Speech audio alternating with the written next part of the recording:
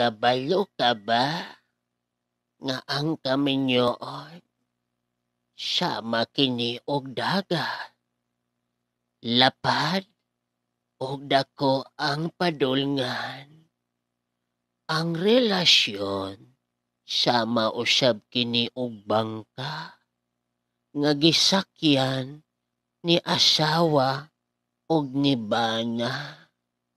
Ang relasyon kinahanglan kini bugsayan o gugma, pailob o kamatinud-anon aron kini makalahutay. Apan kung pasagdan ni bana si asawa nga mubugsay, inig abot sa mga balod sa pagsulay, hangin sa tentasyon, onos sa kakapoy, sulog sa kalaay, ang sakayan, lagmit kini magusbat.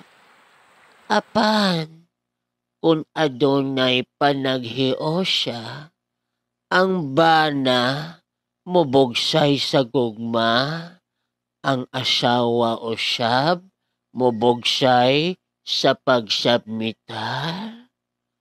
Kung lambahan man unggaling kining sakayan,